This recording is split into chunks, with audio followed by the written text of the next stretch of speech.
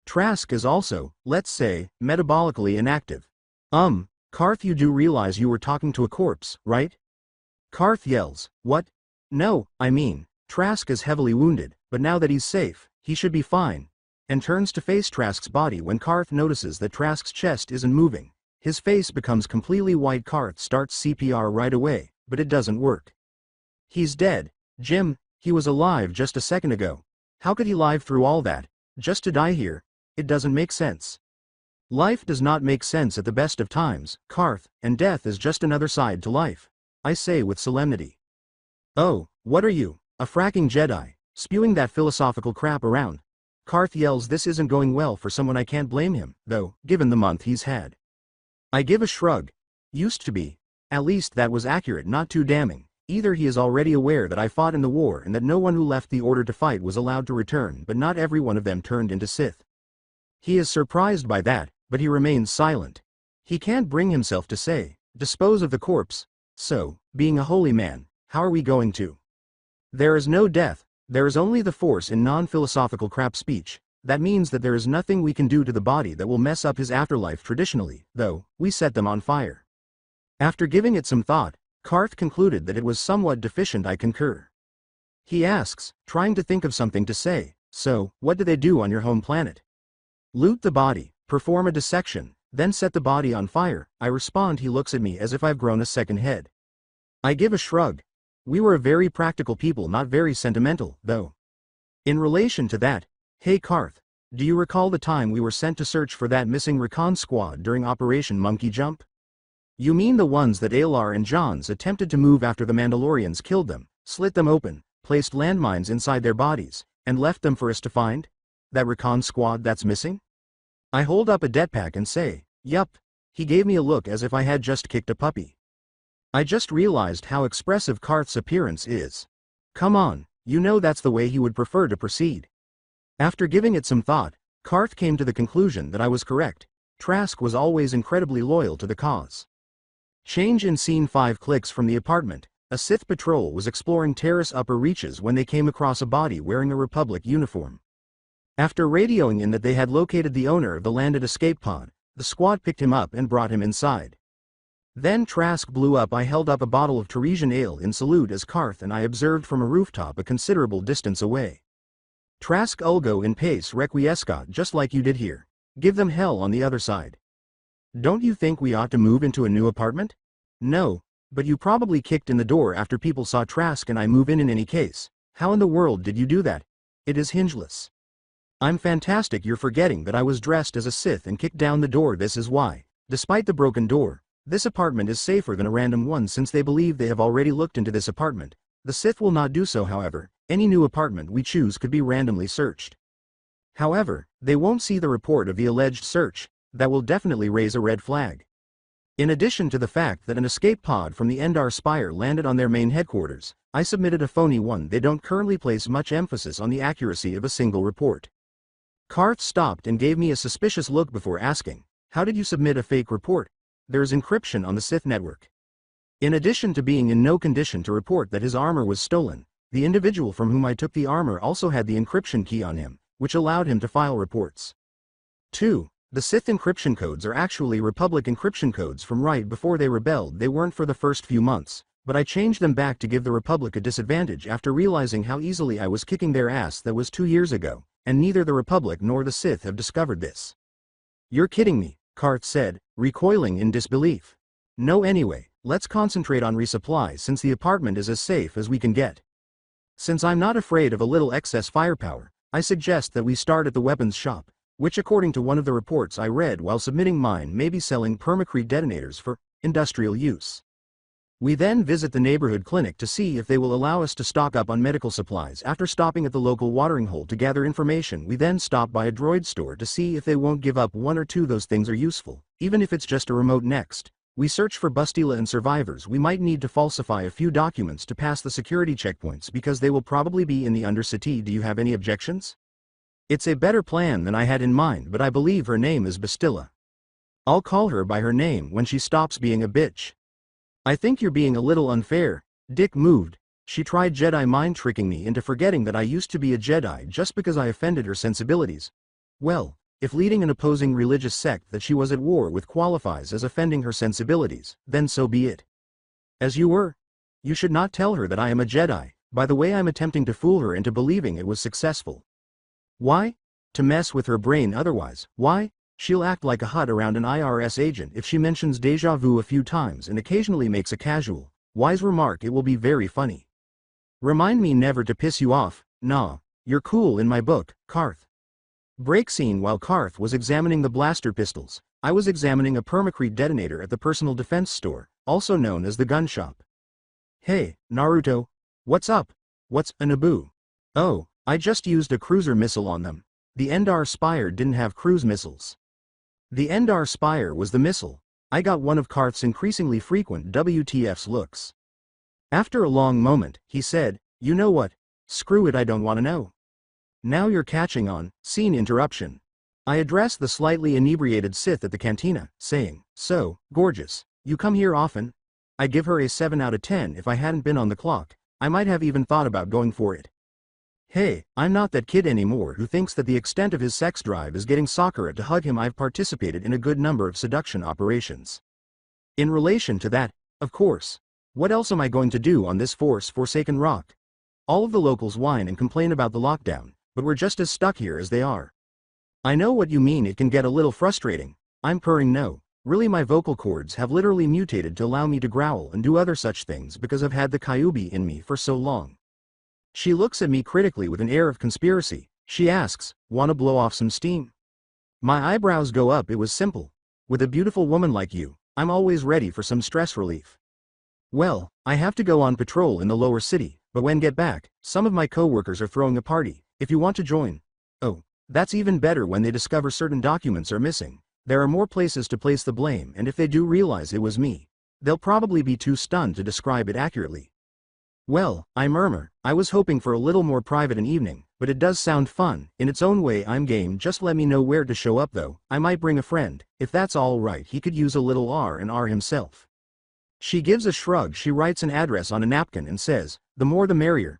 Just be here. By 2100 it's a date. Before kissing the napkin and making an obvious lipstick mark before giving it to me, I accept it, press my lips to the lipstick mark, and wink at her. She chuckles and turns to leave, probably heading to the patrol she mentioned.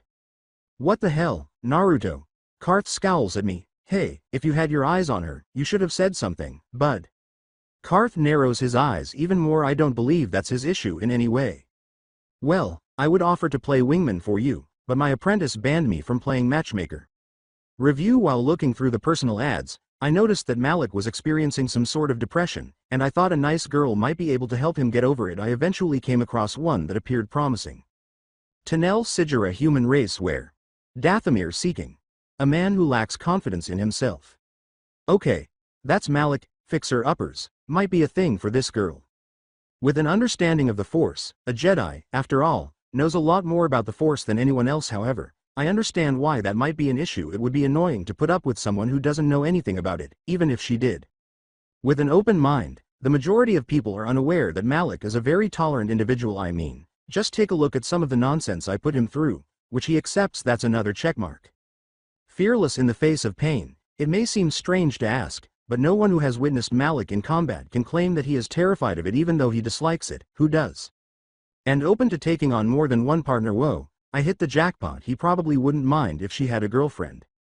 I start writing a response as a result. Hi, I'm Malik Ishtar, and I came across your advertisement. After a while, hey, Malik, I got you a date. What? Yeah, a cute redhead. Just be there, and be yourself. A little while later, I was just finishing up a batch of cookies. Yes, I cook. It's a useful skill to have, especially as a soldier. I mean, if all you have is a bunch of mass-produced crap and what you can find in the woods, making it taste better is a high priority. When I thought I should give some to Malik and his new lady friend, they're probably not doing anything too private, and since I know Malik isn't the kind to insist on a physical encounter, I probably won't be interrupting. When I walk into his cabin, I'm met with an unexpected sight. Malik has a ball gag in his mouth and is handcuffed to the bed, wearing nothing but his boxers. I approach him and take off the gag. Hey, Malik, I made some cookies. Want some? Naruto, she's crazy? You've got to get me out of here, he cries out. Don't be so nervous. Malik's sex is like a bantha. It seems like some huge thing, but it's nothing to be afraid of. I've never heard it put that way before. When I turn around, his date is standing at the bathroom door wearing only a black corset, a matching thong, gloves, and some black vinyl boots. However, she is holding what appears to be a lightsaber. I'm thankful for my armor mask because it allows me to examine her covertly. I try to hide my pause by asking, "Is that a lightsaber?" Yes and no. When she ignites it, a whip emerges. After giving it some thought, I decide that creating a light kusarigama would be more difficult than making a scythe blade. Don't worry, I have it set to a level where it won't do anything permanent. Cool. Anyways, I just got finished making cookies. Want some? She takes one and responds, "Why yes, thank you, it's so good to meet a man who knows his place." "And that would be?" I inquire. She responds, "Under me." I raise my eyebrows. This girl has no inhibitions, man, fantastic. As intriguing as that prospect is, I'm afraid I've taken too much of your date as it is. As I leave, I say, "Don't do anything I wouldn't do." Not that that excludes anything. A loud, wapish, a muffled scream, and the exclamation, "Scream, slave," are heard as I turn to leave. Young love, ah. The following morning, Malik hobbled over to me. He appeared to have picked a quarrel with a Wookiee and was kicked in the ass during that altercation. "I hate you." "Oh, you're not into whatever she did?" "No, next time you find a witch of Dathomir matron, date her yourself. Seriously, I need a therapist now." That makes me pause and think. Consider spot. I'm lying on a couch and a woman in a lab coat is in an armchair. As saxophone music begins to play, she gets up and starts removing her lab coat. "Oh, darling, I'm going to need you to tell me everything, each and every twisted fantasy. After all, only then can I make you feel good." Imagine a spot over. How is that not a thing? Really? Teachers, schoolgirls, police officers, librarians, why not shrinks? "Malik, you're a genius." Wah. I start typing. Malik Ishtar is his name. Looking for a caring girl with a strong background in psychology. PM me at. Final flashback. "Ruto? Naruto," yells Karth. Wah? Oh," I respond after regaining my composure. "Are you okay? You just zoned out for at least 5 minutes?" "Yeah, I'm okay, it just happens sometimes," I respond. "Right, so before you zoned out, I was chewing you out for trying to pick up a Sith while we're trying to work." "Exactly, what? I was trying to pick up a Sith?" "Yeah. You know, she's a Sith who admitted she had documents allowing her to pass to the Undercity, where we're trying to go. A Sith who just admitted she was going into a situation where she would most likely end up unconscious from overdrinking, and as such leave said documents unguarded. A Sith who just admitted to going to be doing so in a place with a lot of people, allowing us to pick a patsy at our leisure. A Sith who just gave us access to said situation." I pause. Karth just stands there looking like a fish. Then he gets over it and narrows his eyes at me and says, "Damn, you're good." I answer, "I know, resupplying at the clinic and the droid shop are the only tasks remaining on our list." Zelka Forn, the clinic's employee, is a really trustworthy man who sells us enough medpacks to last us for a while and, it turns out, is secretly assisting Endar Spire survivors in their recuperation. Or at least he would, since he was only making sure they passed away comfortably because they were too severely hurt to have a chance. I didn't say anything even though I could have used a blaster bolt to accomplish the same thing. I instantly agree when he asks us to keep an eye out for a Rakghoul vaccine that can only help people, after all. However, the droid shop is a failure. One of the 2 droids is reserved, and the other is a point-of-sale system that exploded as soon as I purchased it. However, I received a refund, so it's not a true loss. All we can do is wait for the party to begin. After getting Karth a new outfit that won't look bad at a party. Me? I'm always ready to party. On the Leviathan, in the meantime, a woman in a lab coat was sitting in an armchair with a clipboard, and Malik was lying on a couch. Ever since that cruiser pulled a Naboo, I can't help but feel as if Rev Naruto is haunting me. But am I just seeing his ghost because I feel guilty? I mean, despite all the crap he pulled, he was a good teacher, and he never meant any harm by it. It's possible after all. All he ever did was try to help you. It's just his plans backfired more often than not. After all, he is the reason we got together. Something I'm thankful for every day, darling. Karth and I saw an elderly man being harassed by 2 thugs as we were leaving the party with documents and a new Sith uniform. It was in the middle of the street, in the middle of the day, idiots. PPP please, just a little more time, I'll have it soon, I promise. Too late, time's up. I think we need to take some of your payment out of your hide. Being the scout that he is, Karth charges forward to face the thugs right away. I stealthily pull out my blaster pistol and stand just behind the person Karth isn't screaming at. That is to say, he is unaware that I am actually pressing the blaster muzzle against his kidney. The thugs then make the decision to assault Karth. Judo flips thug number 2 over the railing and into the undercity after I quickly shoot thug number 1 in the kidney before sprinting forward and snatching his arm, which is holding his blaster pistol. I quickly plunder what's left of the body. Hey, does this business card indicate that he is employed by David Kong? That is, the criminal boss keeping that fancy droid at the droid store. I believe that some identity theft is commonplace. Naruto, this guy is worried that they might send more thugs after him. I respond by throwing the corpse's wallet, without any identification, of course, at the elderly man. 300 credits in total. There, that should be enough to buy you a little time. How much did you owe this guy? 100 credits. All right. Really? I spend more money on groceries than that. Hell, the inexpensive, mass-produced blaster handgun I purchased for Karth cost $500. Over anything under 2,000, not even the huts send leg breakers. You see, it's not economical. How am I aware of this?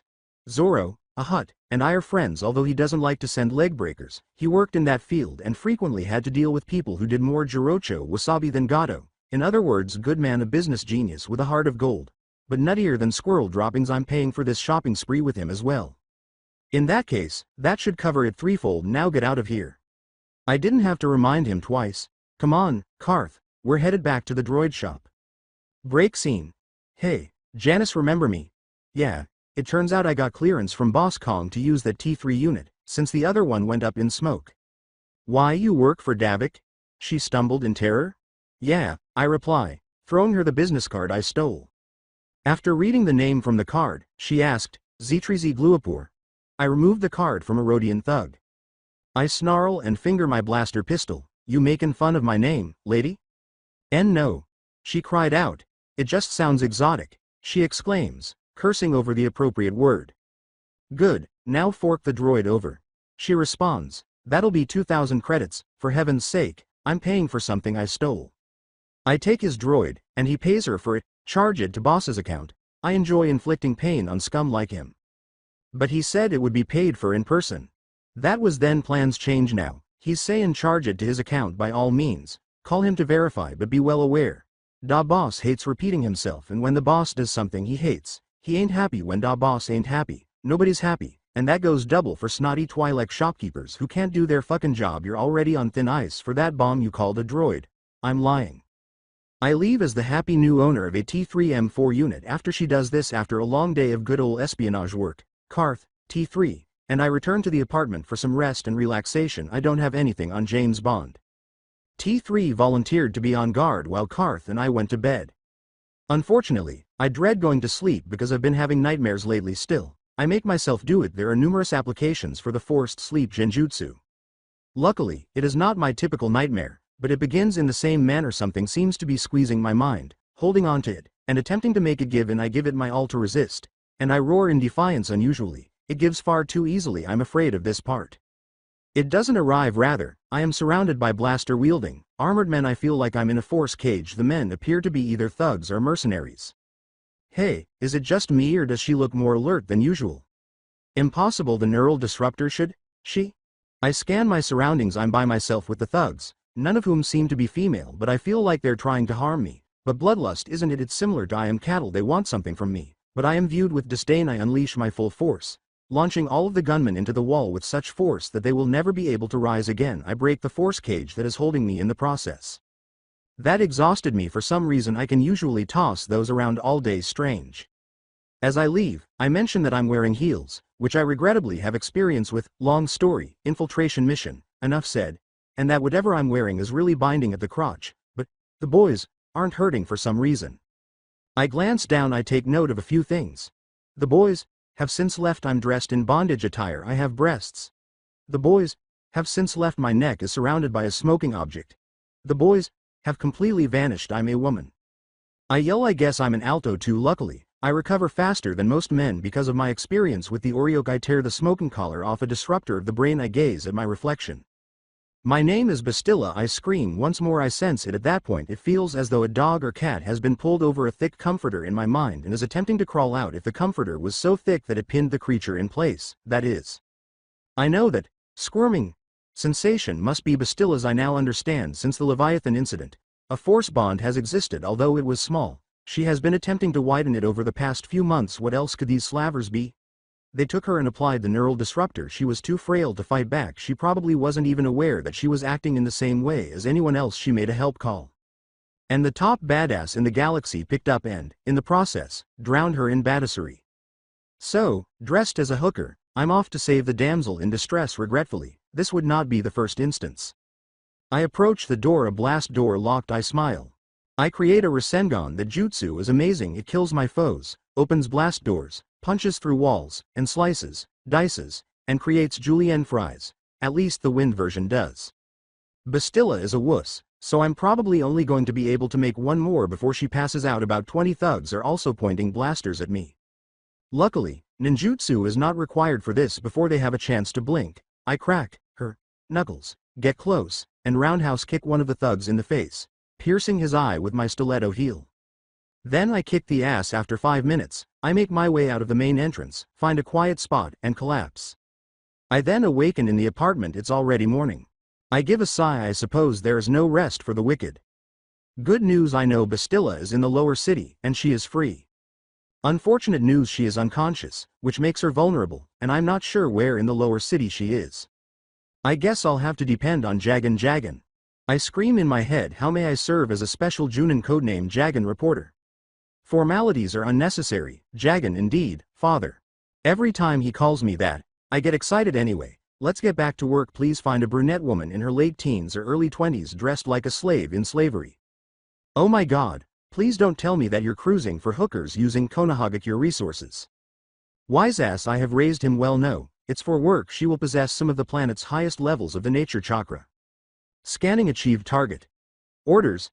Keep an eye on her, let me know where she is, and notify me if someone tries to move her or acts hostilely toward her. Let me know if she starts to move on her own. You are allowed to use genjutsu if someone tries to act hostilely toward her while I am out of range. You know, the standard.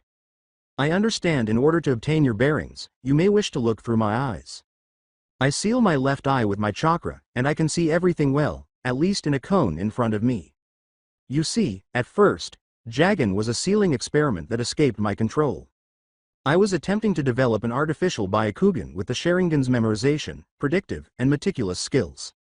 I made a mistake. The final outcome turned out to be alive. In other words, it was alive and able to feel, but I'm as stupid as a bag of bricks. That didn't last, though, after a few more memory storage seals and his capacity for observational learning. The drawback, if you can call it that, is that he lacks the Byakugan's 359-degree field of vision. He can see everything in that cone with only line of sight, regardless of distance, interference, or obstructions. The largest spy network in the universe hasn't got shit on 30 seconds of Jagan staring in your general direction, which is extremely confusing, particularly after I installed the directional microphone feature. I deactivate the seal after he highlighted Bastilla's form for me. It's confusing, as I mentioned. Now that I have a heading, I take T3 and Karth and leave. Numbers. The road to Bastilla remains closed despite the Sith's documentation. Why? The 50 dead black Vulcars and their base passed through with C4 in tow, resembling a tornado. Yes, even with a 1/1000th of my typical chakra pool, I am physically conditioned like someone who spends all day sitting and meditating while wearing heels. Kick ass. Have faith, God. Oh God, I just said that, but why? How many voice lessons did it take me to get rid of that habit? There are a shit ton of them. I was also doing really well. Moving on to other topics, since I am more familiar with criminal scum than I would like, I am aware that there is a back entrance and that a trip to the neighborhood bar will provide some insight. I immediately witness a man shooting 3 people for simply annoying him. Careful, Karth, either this guy will eventually join our group, or will be a recurring antagonist. Considering he's a dick, my money's on the latter. This isn't a novel, Naruto. It might as well be, considering the Force's preference for the dramatic. Despite this, I fight the urge to kill him right away, because if I do, the Force will work to make him a zombie again so he can be a pain in my ass once more, and I've had enough of those for multiple lifetimes. Have faith, goddamn. Never again. As I make my way to the bar, I notice 2 men harassing a 14 or 15-year-old Twi'lek girl. Did that guy just threaten to do what? Yes, he did. I will kill him. I give the potential rapist and his friend every ounce of killing intent I possess. That's a lot, especially since I have access to the Kyuubi's chakra. They quickly pass away from heart failure brought on by terror. Karth appears terrified. What? I inquire. You can kill people just by glaring at them? Before approaching the girl to check on her, I say, nah, there's a trick to it. It's highly situational, and doesn't really work against an opponent who has really seen combat. It only worked cause those guys were wusses. Wow, that was cool. Did you do that? She is a female Bloomy, oh my god. I already like her, oh yeah, using my special Jedi psychic powers. I respond since the invention of verbal language, the best defense against the truth has been a sarcastic tone. Karth gives me a hard elbow jab. Sorry about him, kid look, are you alright? That guy made some pretty serious threats against you, Karth responds.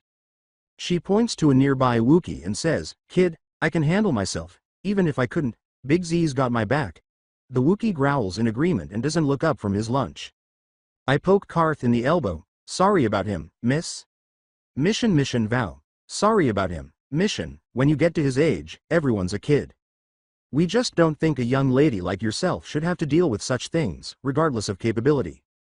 We never once doubted your resourcefulness. In fact, we could use some savvy. You see, we misplaced something. We think the Black Vulcars may have found it, so we need to look for it, starting with their base, which is locked down. However, there must be a more discreet entrance. We would be very grateful for any assistance you could provide, I respond, subtly waving a credit card. Try the Undercity, they have a smuggling elevator there.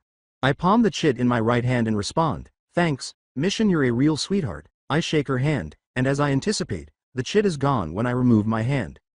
No prob, say, you're pretty cool. What's your name? Naruto Uzumaki.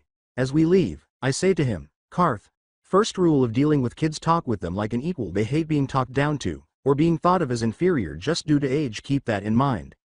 He appears to be about to object, but he doesn't. After that, we make our way to the elevator to the Undercity, where our little adventure will continue. After exiting the elevator, Karth and I came upon an encampment that seemed to be dismantling naturally. I asked the closest individual what was happening. Oh, outsider, it is most fortunate. Rukel's apprentice was able to find some journals leading to the Promised Land.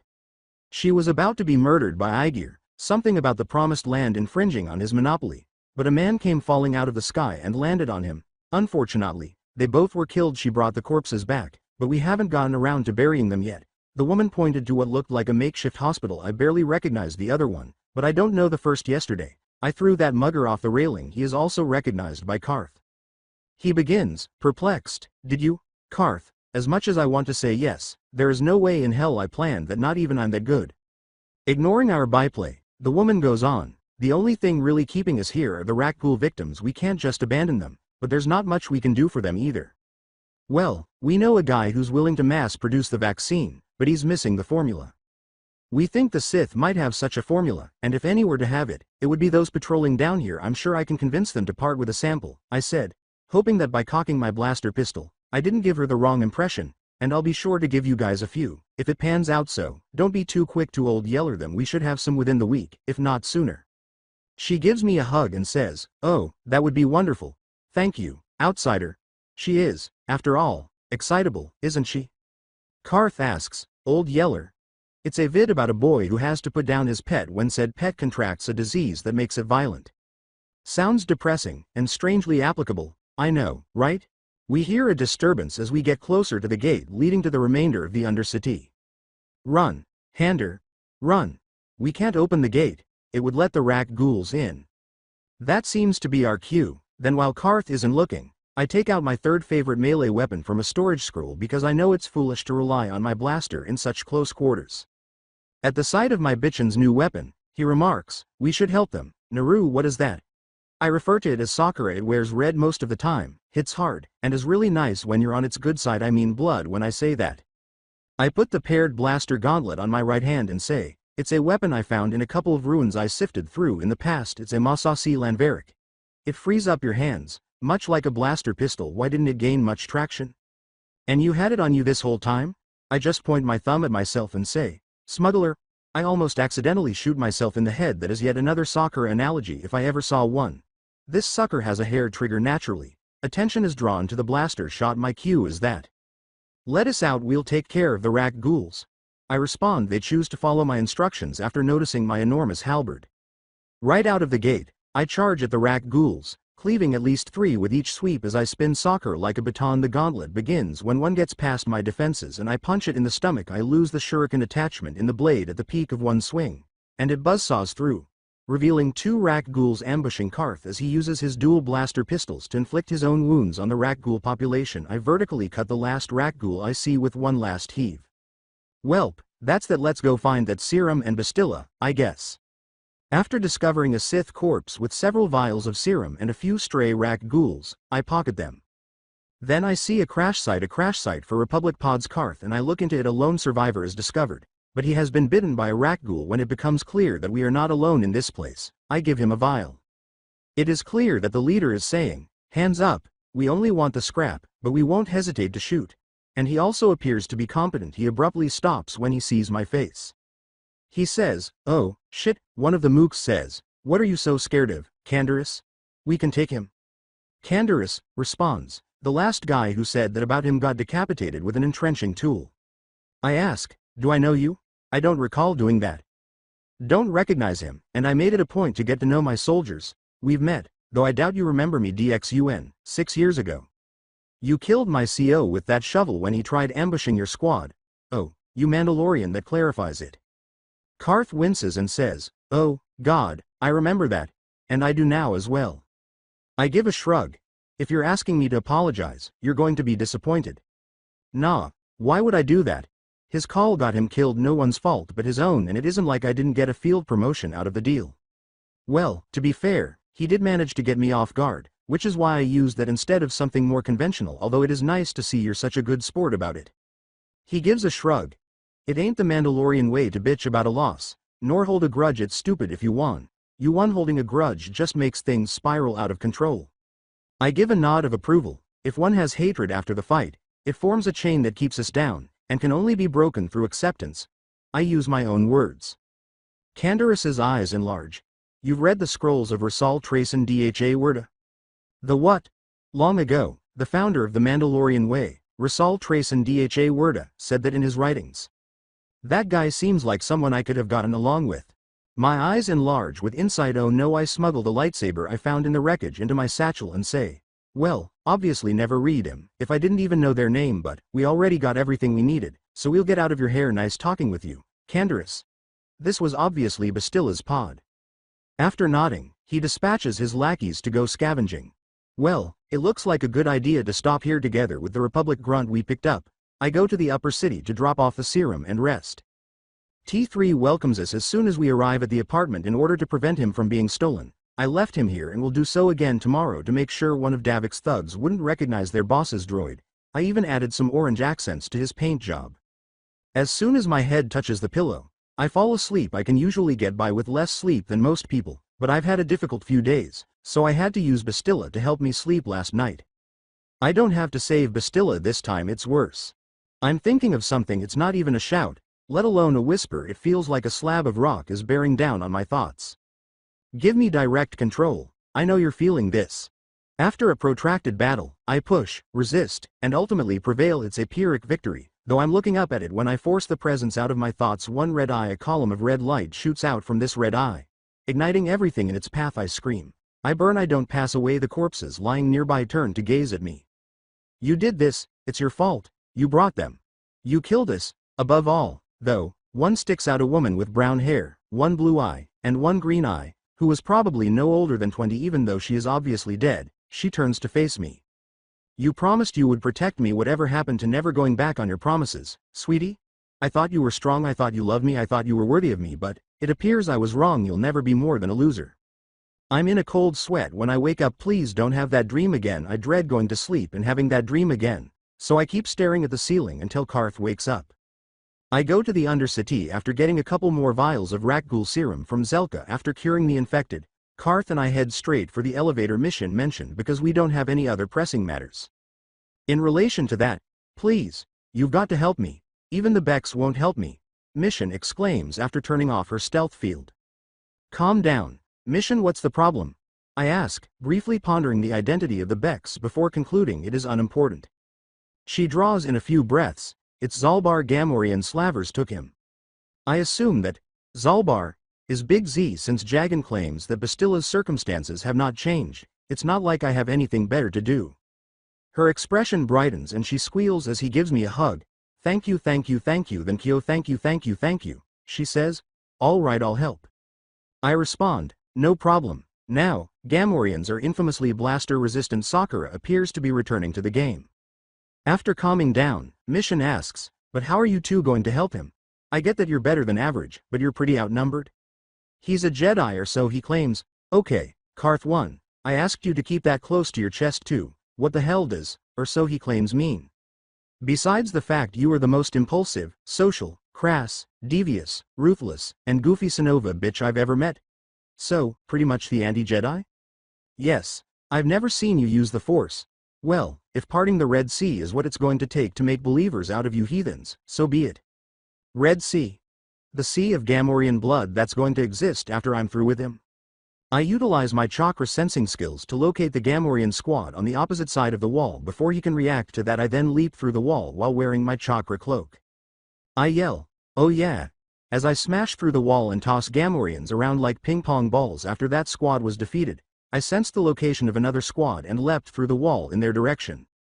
I'm the Juggernaut, bitch. I shout because of the more elaborate armor and weapons. I can easily identify the chief and use my cloak to pick him up. I'ma hit you with your own pimp. I yell. Continue until every Gamorrean is eliminated. Mission responds, okay, I believe he's a Jedi. A Rasengan broke the lock on the blast door leading to Zalbar. Zalbar was clearly about to strike, but he quickly backs off when he sees me. You were at the bar, the one who bought information from Mission. I give a nod. Yep, she's here. In fact, she was really worried about you. Mission. Here? Big Z. I promise Inari that she used that glomp to launch herself 20 feet. Zalbar turned to face me after giving me a hug in return. I must thank you for freeing me. No prob. No, I must swear a life debt in gratitude. That is the only way my honor may be satisfied. Really, it's unnecessary. Besides, swearing yourself into indentured servitude pretty much defeats the purpose of being freed. I know you're grateful, and that's how your culture works, but trust me, we're good. We are not good. I know you mean well, but by refusing you imply I am not worthy of serving you. I give a sigh. Very well, Zalbar, son of Kashyyyk, I accept your pledge, and you shall stand by my side until blood and honor is repaid. Zalbar gives me a startled look. That was exceedingly formal. I am surprised you understand me, much less know the etiquette of my people. I give a shrug.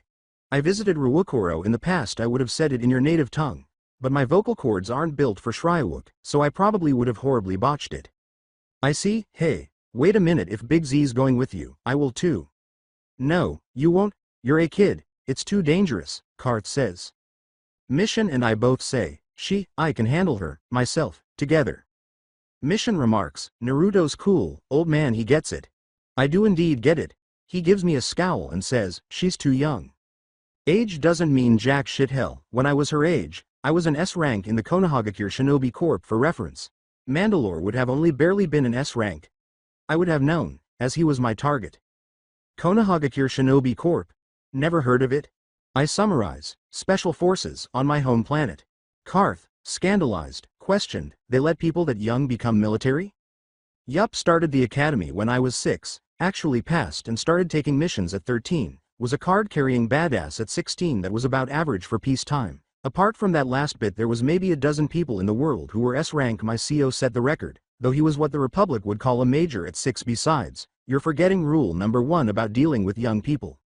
Karth pales and stops talking right away. I look at Mission and shrug. So, you know how to get to the Vulcar base? Yup. Follow me. When we reach a corridor, a force field blocks our path. Guys, want me to? I start. Karth and Mission both say, no, simultaneously. I've got this. Besides, I need to prove to Pops here I'm not dead weight, according to Mission. After tinkering with the control panel for a short while, the force field is indeed down. Where we immediately encounter a Rancor Daddy. Jagan, what is it? At the top of the elevator you were heading towards, they're starting a raid, and the package you asked Zoro to send has made it past the blockade and is in Davik Kang's ownership. The Sith appear to be looking for the woman you asked me to watch, and I hear that the Black Vulkars had her. Fantastic, thank you, Jagan. I have an idea. I make my way over to the Rancor. I use the Force to make it think, you must not get very much prey down here, Hunter. I do not, but those like you hurt me if I leave, it responds. Then join me, I will help you free yourself from their yoke, then those who hurt you will be prey. I accept. The Rancor enters the elevator after I use Force to widen its entrance. The elevator lifts up, and I jump on its back. I sing as I ride the animosity into battle. Freedom spits in my face. I've been living my life in a cage. I felt alone, and it was such a shame and feeling desperate and empty. I use my wrist blaster to destroy a few Sith troopers while my horse consumes a few Vulcars. I swing my Landveric like a baton. I had nothing to lose and my head was in a noose. I'm dangerous because I've had enough abuse. It haunts us and is hateful and contagious. A dark Jedi leaps at me with the Force, but I use Sakura to cut him down in mid-leap. I'm angry, I'm raging, I'm breaking through the pain. I cut through a few troopers who were attempting to rush us with my Force-guided shuriken. Now that the monster is at large, you are aware of the reality. Tell me if you felt it when you struck the wall. A crate and the thugs behind it are thrown into the wall by the ranker's backhand. Now that the monster is at large, you must make a decision. And demonstrate your ability to rise to the top before you fall. A Sith commander is forced into the ceiling by me. Difficult. I felt a twitch in my soul after walking a slippery road. Without any protection, through the wind and the cold.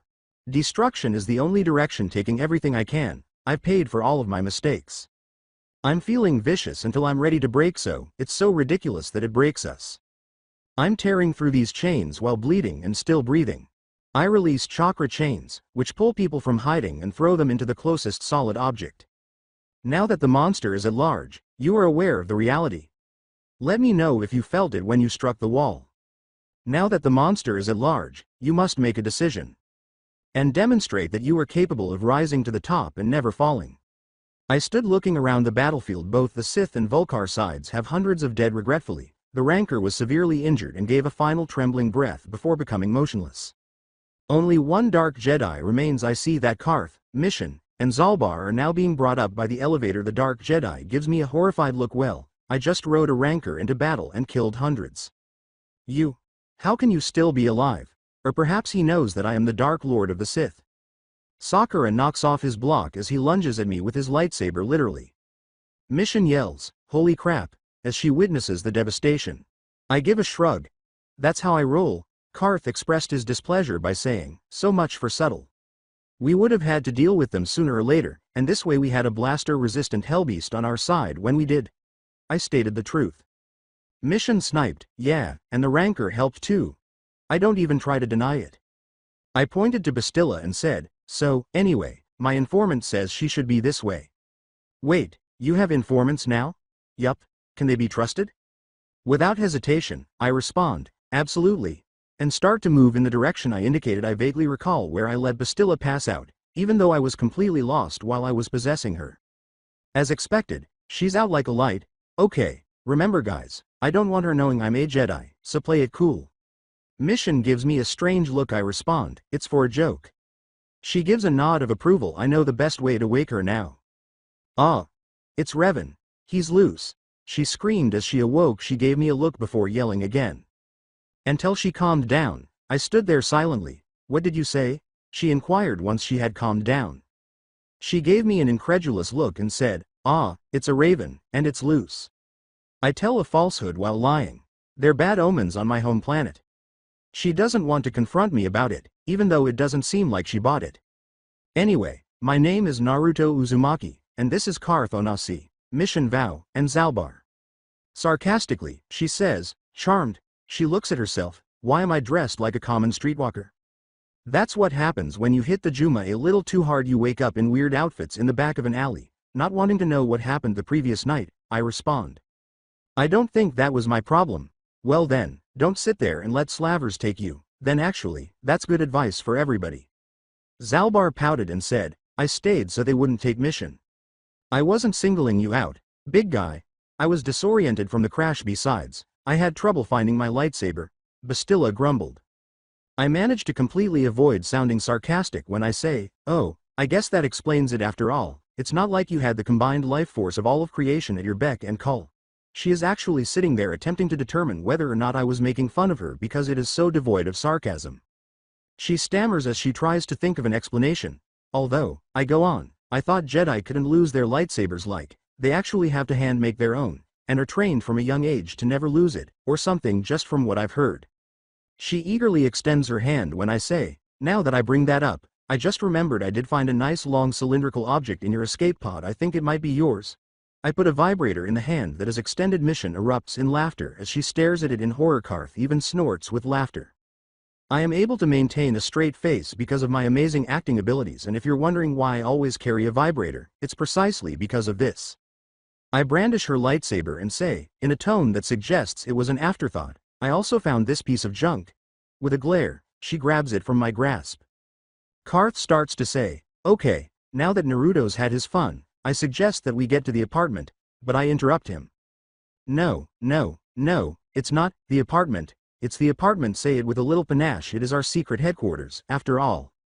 Fine then, the apartment, I say with a nod of approval, and come up with our next move.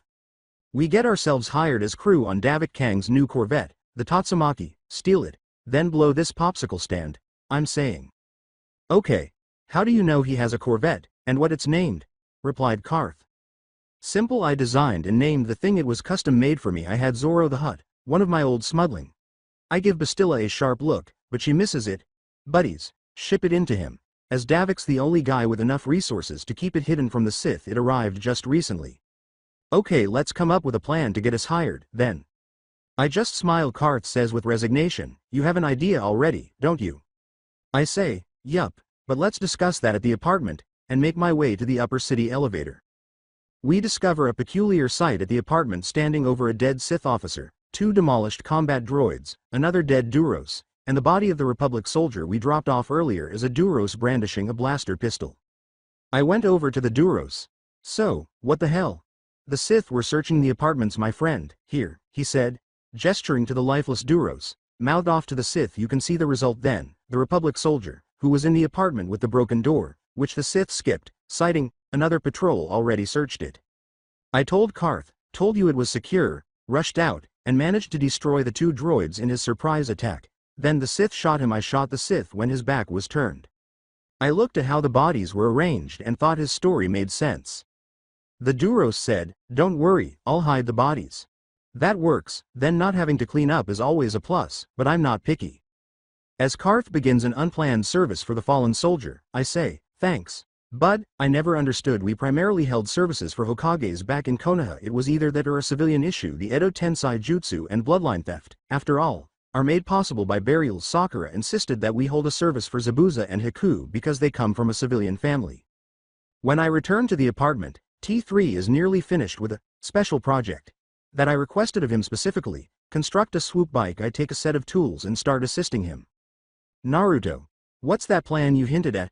Davik's going to hold a swoop competition. If he listened to that recommendation I had, Zoro relay winner's crew gets the job. This is our horse for this particular derby, I say, pointing to the unfinished swoop. The statement, there's no shield generator. Swoops typically have them. Even cutting something could be fatal without them at the speeds they can reach, since they are incredibly heavy and will slow down the bike. I decided not to install one. Additionally, my intuition, which is granted by Sage, will protect me in the event of a crash, which I do not perceive occurring, thanks to my chakra cloak. Not installing one, they'll slow the bike down, I respond. A voice asks from the doorway, nice ride. Is that a Heron train engine? A Mandalorian design served as the basis for the engine schematic that I used. It has very little subtlety, a lot of power, and takes a lot of punishment, just like everything else made by the Mandalorians. Hellfire is the literal translation of this engine, which is actually utilized in tanks. I like it that way, but it's overkill for a swoop. Yep, I reply, raising my gaze. Candorous, that is.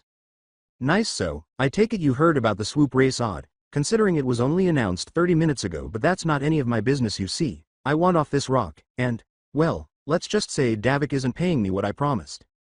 Stupid. The only thing worse than trying to stiff a Hutt is trying to stiff a Mandalorian or a shinobi, but you don't see too many of them on the galactic scene. Only one, in fact me. Exactly, though I have no idea what the hell a shinobi is. Most don't, as I said, they're rare. Anyway, I think we have the same goals in mind, so why don't we team up? Although, we will need the Sith launch codes. I throw the datapad containing the codes to Candorous. And you have them already. My escape pod landed on the HQ. I grabbed them on my way out. Okay, just how the hell did you plan all of this? Asked Karth. I say slowly, the plan's incredibly simple. Ship the ship, grab the chick, win the race, ship out. Simple. I'm saying effective, but I let guys like Shikamaru handle the more intricate planning. Alright, I'll get you into the race, and I'll get you to the ship. That'll be my end of the bargain. All you need to do is win it, says Canderous. Not a problem. I once flew a swoop, with about 1/4 the horsepower, and was on fire through one of the moons on Endor while getting shot at. During the war, this will be a cakewalk. Review: I was battling a Mandalorian patrol squad while riding through Endor's forest moon. They had mounted Gatling blasters and heavy armor on their swoops. The Mandalorian blaster fire was making my mass-produced point-of-sale system even worse. I was forced to use my secret weapon. I took what looked like a floor lamp out of my ceiling scroll and placed the lamp portion in front of me, parallel to my bike. When I turned it on, the lamp emitted a cone of light. All but one were destroyed by the ricochet from the blaster fire that bounced off the cone. The remaining biker drew a Mandalorian warblade and sped in my direction. I just turned my bike to face him and held my weird weapon forward like a knight jousting. Before he could get to me, the cone of light ripped through both him and his bike. HMPH. Additionally, Master K stated that it was a waste of time to build a light lance.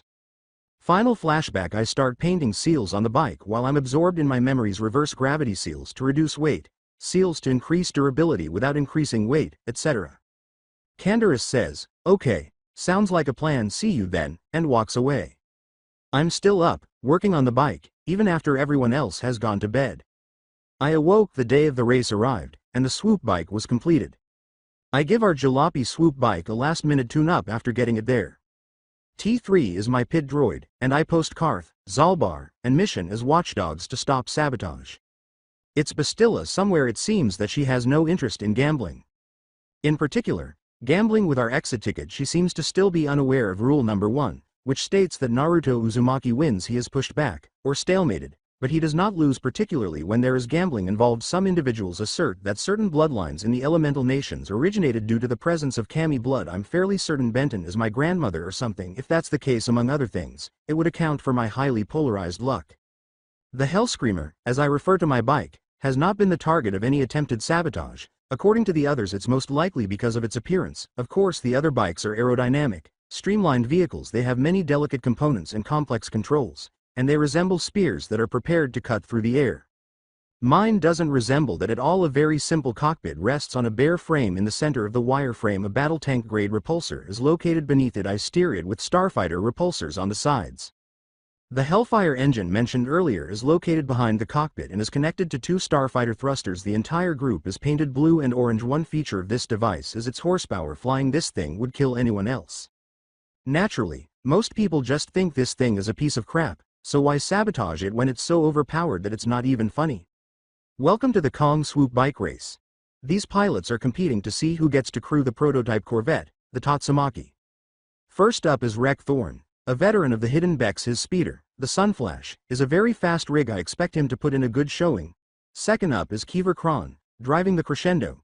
He is part of the Black Vulcars, which has recently experienced hardship. Third is Erdrick Maintel, with a swoop that is perfect balance between speed and steering. Finally, we have Naruto Uzumaki in the Hellscreamer. Naruto is new to the circuit, has no documented experience, and, to be honest, his bike looks shabby at the last minute. The odds are against him winning. But we all have to start somewhere, right? On your mark, ready, set, go. I smile and let the Hellscreamer loose as the announcer calls into the microphone. As I take off, the resulting shockwave knocks the other 3 swoops ass over the teakettle.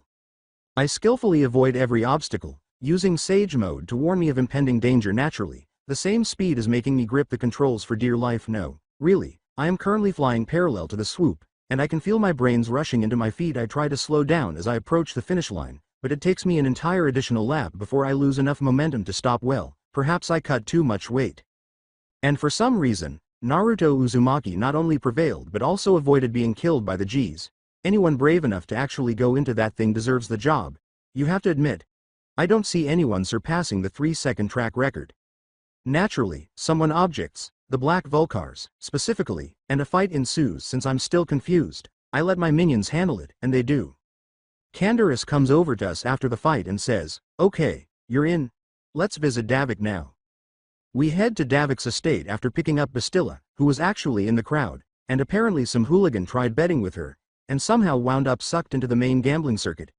We bump into obvious recurring villain with goggles, whose name is apparently Kalo Nord. I personally think he needs more woad. Davik then graciously leads us on a tour, in which I make a note of all the cool stuff that needs pillaging before we depart. "My hangar is located here. You don't have to worry about it, but the Aben Hawk is my favorite freighter. That's the Tatsumaki. There's my baby. The Aben Hawk is nearly 2.5 times its size, and it resembles a hammerhead shark.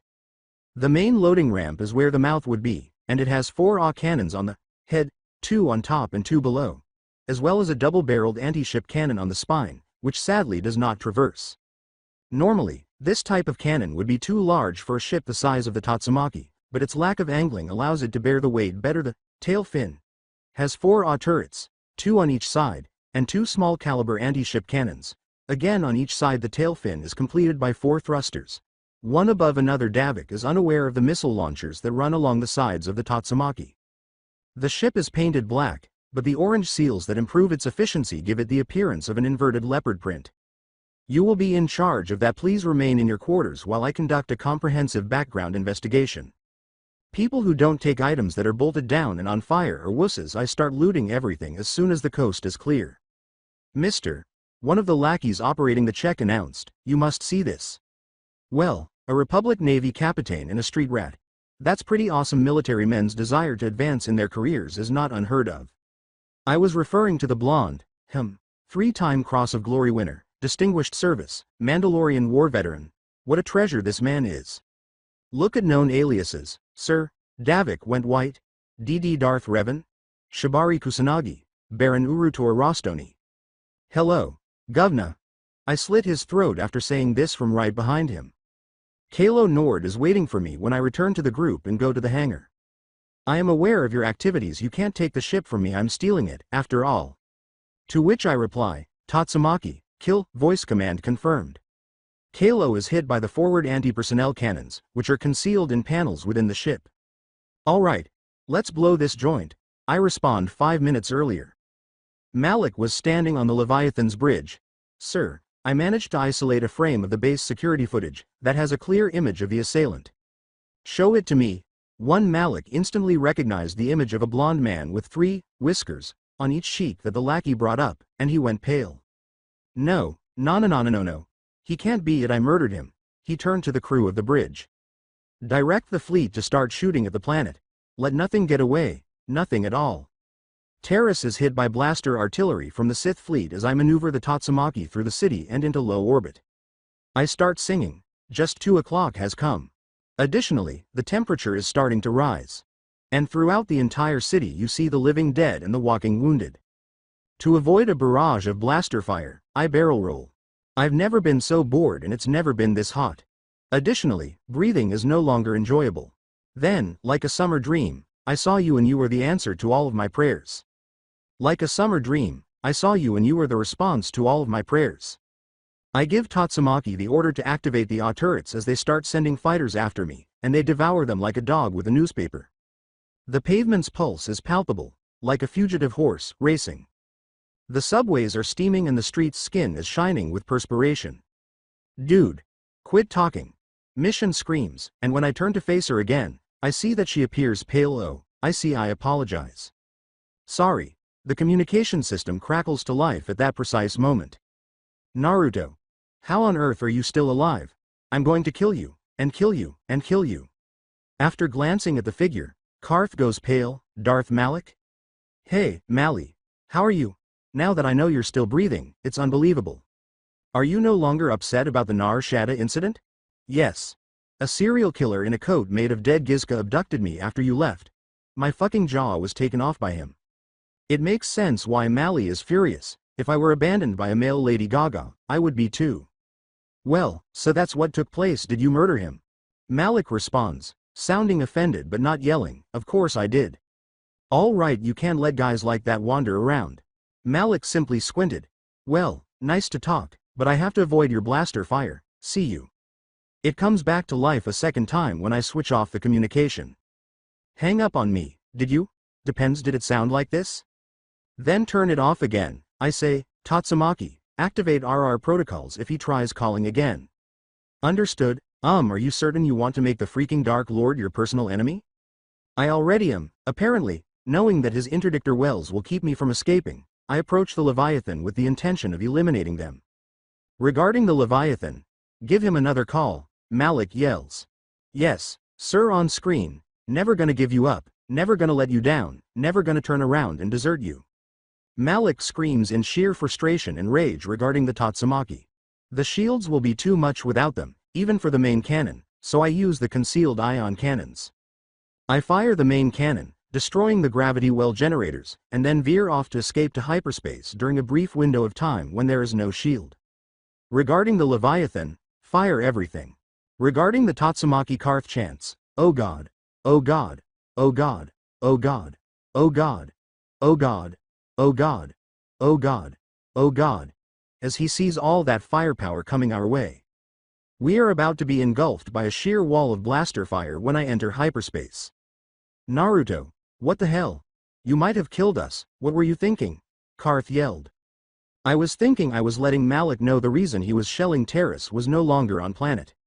At that, Karth stopped talking mission hugged me and said, thanks, Naruto. Terrace is a prejudiced, classist shithole, but it's my prejudiced, classist shithole. I simply couldn't tolerate seeing it shelled in that manner. I give her a hug in return and say, no prob, kiddo. Bastilla muttered, not expecting to be overheard, I can't believe that you, of all people, would risk yourself like that for others. Bastilla, I have always put the needs of others before my own, perhaps not in ways that people recognize or appreciate. Then explain, she interrupts herself, likely about to mention the Sith issue, but stops herself. My commanding officer informed me of this on the day I graduated from my home planet's military academy. I have taken to heart the statement, those who break the rules are scum. However, those who abandon their comrades are far worse. Bastilla, I may disobey the law, but I never abandon a man. Although it may seem like I don't care, I actually do. I may sacrifice my soldiers to achieve my goals, but I treat each and every one of them with the dignity they merit. I take out a datapad and give it to her. There is a list of names on that datapad, names of those who obeyed my orders and provided everything I've attempted to commit it to memory, but there are just too many. Kakashi Hitaki Gai Maeda Yamato Tenzo, she begins to read. There are many on a primitive planet far away. I've heard of an emperor, you know. According to legend, he always has a servant by his side during parades honoring his spectacular triumphs. You are only human, that servant is supposed to whisper to him. That list is my servant, whispering to me, claiming that I'm not superior to them. Making the same sacrifices they did is actually the only way I can ever be as great as them. If I didn't want to, what kind of leader would I be? Easy and unworthy one. They risked everything for something greater than themselves, and I have to do the same. And I really do mean it: dignity, reputation, and occasionally morality. Everything. Bastilla, don't assume that just because I don't adhere to your code, I don't have one. Don't assume that your code is the only one that works. Do not consider those who engage in actions that you find objectionable to be monsters. If nothing else, don't assume that you are not a monster. It would be haughty to do so. Remember that there are always differing viewpoints, and treat them with respect. Let that be the only thing you take away from our time together. Let's stop the gloomy stuff now, though we just got off a blockaded planet without getting hurt, and we gave the Dark Lord of the Sith a finger and an aneurysm. If anyone would like to join me in celebrating, I have a bottle of Teresian ale. Aha! I'd like to. Mission yells. I stare at her for a while before giving in. Okay, but only one glass. Whoa, Naru, you're amazing. I know, Mish. Hey, I can play that game if she wants to start using nicknames. Zalbar grimaced. You spoil her like she's your cub. After a while Bastilla declared, never have I ever committed a felony. At first, we wanted to play Truth or Dare, but both Bastilla and Zalbar declined because their opponents were a teenage girl, a mercenary with no obvious morals, a Sith Lord with no shame or inhibition, and Karth being the only woman of her age on board. Bastilla most likely feared being dared to do anything risque, and Zalbar likely thought he would eventually be shaved bald on a dare. To be honest, I can't rule out either. All of us drank, with the exception of Karth. Mission stated, never have I ever been in the military. Zalbar inquired, does the Ruakoro militia count? Before I drink, I say, in this game, general rule is if you have to ask, you have to drink. Karth, Canderous, and Zalbar follow. Never have I ever been in a religious order, said Karth. I had a drink with Bastilla. That one was too easy, Karth, I respond. He gave a shrug. I just wanted to make sure Bastilla got at least one. Zalbar remarked, never have I ever kissed a male. To everyone's surprise, I was the only one who drank. Long story, Canderous declared, never have I ever been married. I drank with Karth. Mission exclaimed, okay, you're married? Incredulously. Just as shocked, Bastilla questioned, who the hell would marry you? I respond, used to be widower, and to answer your question, Bastilla, she was a gorgeous woman who always put others above herself, and forgave me, no matter what I did, a woman who I swore to protect, and failed. Her name is on that datapad I gave you.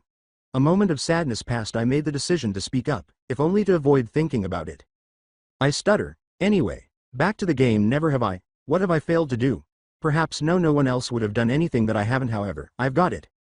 I continued to flee, saying, never have I ever been imprisoned longer than 24 hours. Candaris, Zalbar, and Bastilla drank after a few hours. Mission had a little too much to drink, and I just finished tucking him in. I'm a complete softie. I simply lacked the courage to refuse her. The only positive aspect of my not having children is that it wouldn't be funny if they beat me so severely. Naru? Mission questioned drowsily. Yes. What was her name? I didn't need to inquire about her identity. Yuna. A lovely name. Good night, Dad. My heart stopped beating. Still stunned, I say, good night, Mish, and go to my own bunk. I must have been affected by the force bond because I had a dream. No, a memory, during the night about the battle between Bastilla and me on my flagship. The following morning the only people who didn't have hangovers were Bastilla, Candaris, and me. Bastilla didn't drink much, Candaris has an implant, and I don't get hangovers. How was everyone's evening, then? With a sly smile, Candaris questioned, to which our 3 drunken crew members groaned. It was unbelievable, I respond. I felt up Bastilla in a dream. Before going back to bed, Mission said, okay, I'm headed back to bed before I hear any more. That was probably a vision, I must say, from a shared force bond. So, since we are soulmates, I will feel you up in the future? I purposely misunderstand her. What? No. That was a vision of my conflict with Revan. He was the most unusual. However, we need to consult the Jedi Council on Dantawan if you're having them. All right, we're there, I respond. What? When we got away, I set the coordinates for Dantawan. We are present. What made you choose Dantooine's coordinates? I give a shrug. In any case, we must meet with the council immediately. I shrug once more and go down the loading ramp after Bastilla. Let's start the second phase of Operation Mindfuck. Karth joined Bastilla and me as we left the ship. I apologize, Karth, but you are unable to accompany us. This is a matter for the Jedi Council. What will the rest of us do, then? Candaris joined us as well. After a minute of contemplation, I have an idea. I handed them a credit sheet and a datapad, and they both stood erect at this point. Gentlemen, I'm going to give you what may probably be the most important mission of your entire career. Complete my prescription. How many casualties there are doesn't matter to me. Fill it out. Did you understand? Your prescription? Is that our career's primary goal? With incredulity, Candaris inquired.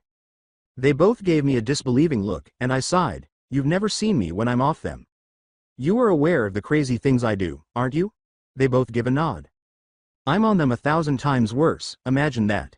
Well, could you provide an example? Karth inquired.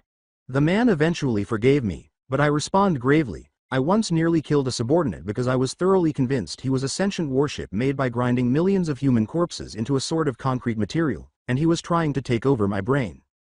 After exchanging glances, the 2 soldiers departed, most likely in the direction of a pharmacy. Did you mean something? With caution, Bastilla inquired. Nope. Guy made the terrible decision to touch me during a flashback. It's clear that she decided not to ask more questions because it would be better for her mental health. The braid clearly indicates that the Jedi who confronted us as we entered the Enclave was a Padawan. Padawan. Why don't you wear the robes that are sacred to our order? Oh, so I'm not the only one who thinks that skin tight number of yours is a little scandalous for an ascetic. I respond to Bastilla. It's to enable more mobility. Furthermore, she was conversing with you. Oh, I try my hardest to project the body language of a master since I was being considered for the rank. It's not too hard, with the exception of my tendency to deviate from the emotionless Jedi code. Padawan, you make a lot of assumptions. I am a Padawan. To start, secondly, I had no good excuse for not wearing them. Padawan. Never assume assumptions only stand in the way of real comprehension. Go now and think about what I said. I'm supposed to be at a council meeting. Good day. Bastilla gapes at me as the Padawan darts away. What? I didn't say anything false. I simply assumed that she meant that I was a master. She is therefore unaware of the truth that I'm not even a Jedi. Yes. Receiving all of the mystic doublespeak isn't very enjoyable, is it? She sighs and shakes her head as though to clear it. Let's just go. I am introduced to Masters Doric, Zar, Vrook, and Vander within the council chamber. Padawan Bastilla, we're going to need you to clarify your message, I'm afraid, Master Doric says. Masters, what was unclear? Everything, answers Master Vrook. He plays the tape, and then, as we were traveling to Tarish, this giant fleet appeared out of nowhere, and I was like, wow. I was knocked unconscious in Tarish after taking an escape pod, and I woke up looking like a what's the word? Yes, indeed. What a jerk. And then he appeared. He's giving me all these confused feelings. I'm a horrible person. Oh forsh. How is it possible for the Dark Lord of the Sitch? No, sit, Dick. That's it. Is the Dark Lord of the Dick a niche? How could I treat someone in that niche so badly? Lord of the Dick, Dark? I guess I've never been called that before. Perhaps I ought to get business cards printed. Pickup lines like that would be effective. Hey sweetie, would you like to see why I'm known as the Dark Lord of the Dick? I think Bastilla's face was in her hands, all red. With that orphan girl, she show sweet, like, show niche, helping people, risking himself to shave Tarish. He'd is a good father. We kicked Malakshassh. Anyway. Whoa. Folks, we're on our way, Bastilla out. You just called the Jedi Council while intoxicated. You are now formally deserving of joining my crew. However, I didn't believe you were a heavy drinker. She silently said, I didn't. Oh. Well, I suppose everyone has been a lightweight at some point anyway. To give you a quick rundown, I ambushed Terrace, escaped to Terrace, and gave Malik the finger on the way out. I drank for the two of us, so it was worth testing. However, we discovered that he and I share a force bond. Perhaps that's what happened. Therefore, I think it would be best if Mr. Uzumaki were to receive training. And that is an intriguing proposal. We need to think about it more. This meeting is adjourned for the time being, Master Vander stated. Over the course of the following few weeks, the council finally agreed to train me. Naruto. I get a shout from Bastilla. No, I wasn't using my force perception to sneak peek unreleased films. How did you get that idea? I'm able to read your thoughts. Oh, you ought to give it a shot sometime. Force visions like that are impossible to control. It isn't feasible. Maybe you can't. Oh no. Bastilla screams in frustration and raises her arms in the air. I laugh as she storms off in a huff, leaving me alone to conduct a particular experiment. Chambers of the Council. He is absolutely enraged. He spends half of his time having fun, the other half doing things that would take me years to learn, and the other half doing things that are just plain impossible. That's three halves, Padawan. Half of the things he does are so impossible. Padawan, peace. I've taught him for years, and I've discovered that he is like the wind, uncontrollable, alive, and able to withstand both the most destructive gales and the softest caresses. Don't attempt to restrain him, rather, try to anticipate where you will go and guide him in the direction you want, Masters are advised. Master Doric remarked, besides, you know how important it is to supervise him. In relation to that, who did you leave to watch him? Master Vrook inquired. Bastilla went pale alongside Naruto. Bartender. The hardest thing you've ever had, and never stop. I'm attempting to consume enough alcohol for two. Chambers of the Council. Show he was supposed to be meditating while watching movies through the 4C thingy. How the devil did he do that? Padawan, are you intoxicated? I ain't drunk shit all day, motherfucker. The four masters looked at each other together. They said, Revan. I look at my bottle of medication. I just finished taking the last few Karth and Candaris ordered more, but bureaucracy slowed them down, specifically, because a Sith psychiatrist wrote my prescription. And they don't keep my script stocked here. Anyway, they had to send a shipment for it, and it will arrive the day after tomorrow. Until then, I believe I can hold it together. My final exam, of sorts, is in the council chambers, so I go there. Master Doric asks me, what type of Jedi I want to be after I recite the Jedi Code. Master Doric, I don't understand why classification is necessary. Not everything fits into tidy folders. It's similar to asking me what kind of person I want to be when you ask me what kind of Jedi I want to be. Something that doesn't fit neatly into any one category, like a consular. I like philosophy like a sentinel. I think that balance is important like a guardian. I don't back down from a fight. I am neither. But I am all. I respond. Asking me to choose a category is like asking me to divide myself. Doric gives me a big smile. Initiate Uzumaki. That was a really insightful response. However, if you had to choose one title, which one best captures who you are? None of them. I pause and consider. It would be absurd to deny those other components. Actually, that is a problem I have with the Jedi Code. Instead of teaching people how to accept and make positive use of emotions like love and hate, it advocates for their eradication. Individuals cannot simply flip on and off aspects of their personalities like a switch. It functions as a cooker under pressure. The likelihood that it will explode increases with the amount of effort you put into trying to stifle those parts instead of advocating for total suppression. The code ought to advocate for controlled release. No title or classification will do for me. I am a Jedi. If I am, I'm not. If I'm not. While I am enjoying this debate, we need to decide what color of lightsaber crystal you will use during Zar's test. Oh, is that all? Orange? I am afraid I do not have an orange crystal. I do? What? How? Smuggler. He stared at me for a long time before letting it go. I effortlessly master Zar's lightsaber construction lesson. Unknown to most people, I built well over half of the Order's spare lightsabers because I wanted to experiment with different alloys, lengths, lenses, and assembly techniques, and I probably knew more about lightsaber construction than Vander did. I actually did it while wearing a blindfold. Orange, which has a dual-phase mechanism that allows the length to be adjusted up to twice the standard length of a lightsaber, is very similar in construction to my first one. It's challenging for me to refrain from using the acrobatic Ataru, the aggressive Gem So, or the ferocious Juyo that I'm accustomed to, but it's good to get back to basics naturally. I passed Vrook's test of my new lightsaber skills, which requires me to use the Shicho form, a training style that was the first lightsaber style ever created. I turn in, with my graduation taking place tomorrow. By the time I'm done, I can feel my medications starting to wear off. By tomorrow, they'll be completely gone from my system. Inari, damn it, even the frickin' monks have me running D ranks after the ceremony that promotes me to Padawan. This grove must be on the opposite side of the planet, because on the way there, I assist with a crime scene investigation, settle a blood feud, clear out a bandit camp, assist a raped droid into witness protection or something, don't ask, go spelunking, and find enough lightsaber crystals to supply an army. Either that, or Dantawan. As the Nar Shaddaa of the core worlds know, there aren't enough hookers for that. Regardless, Karth, Canderous, and I eventually arrive at the Tainted Grove, where a Padawan is meditating. Hi there, I am Jedi Order Padawan Naruto Uzumaki. There have been rumors of I'm meant to rid myself of taintedness. Well, that was uncalled for, she says, drawing her lightsaber and launching a Sheen-style attack before I can finish. She's good, but I'm better. She's easily suppressed. You might be able to tell me about this taint now. I am the taint.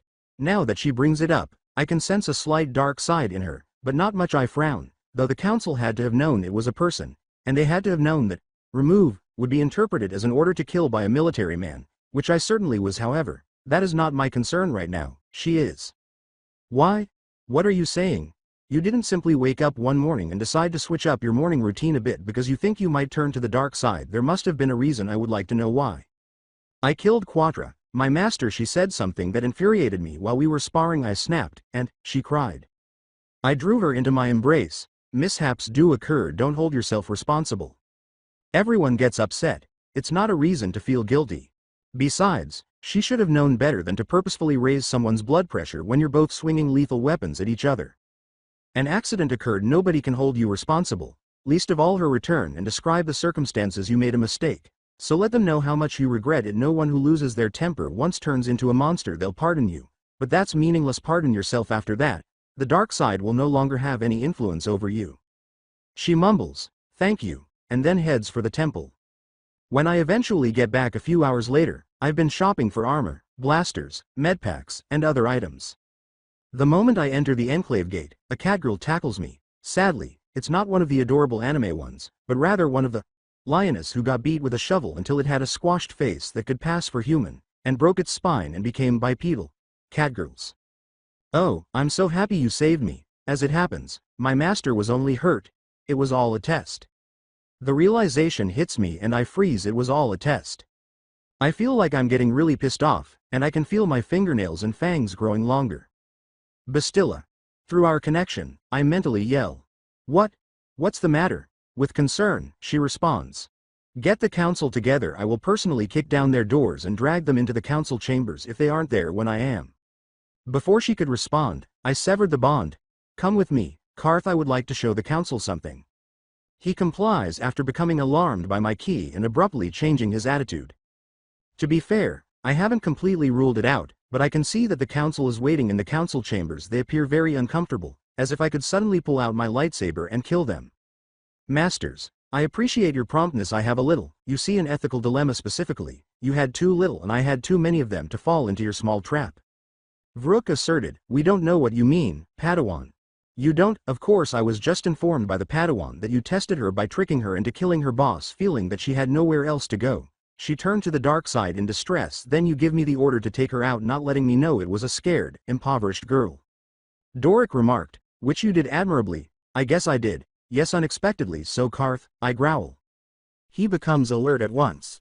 You're a man in the military, right? A very respectable man, well known for his morals among his soldiers, isn't he? Well, I wouldn't say renown. I interrupted him, saying, answer the question. Yes. Would you think I meant to kill that person if I told you to remove a threat and that was all I asked, and they came at you brandishing a weapon? Yes. Am I mistaken?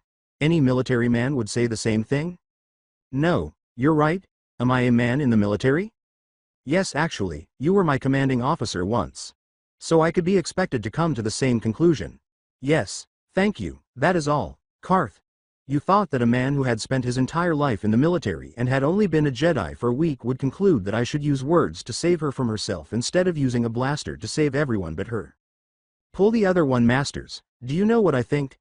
I believe that I was destined to fail in order for you to convince yourself that I was evil. Anything you did to me or persuaded me to do would be acceptable, and all it would take for that peace of mind would be a dead little girl who was duped into believing she had killed the closest member of her family in order for you to discredit me by designating me as her executioner. Masters, I was ready to cooperate to defeat Malik and the Sith. I was ready to collaborate with you right up until this should be aware that I would never have pulled a stunt like this. Even in my darkest moments, what does that make you, then? Think about that, Tibeo. Needless to say, I quit, I say as I leave the chambers. When I get back to the Tatsumaki, I send out a message to everyone saying that we're leaving by this time tomorrow and that everyone who isn't on board is staying. I keep my lightsaber on and stay up all night watching for Jedi assassins, but none show up. Raven Maelstrom, P.I.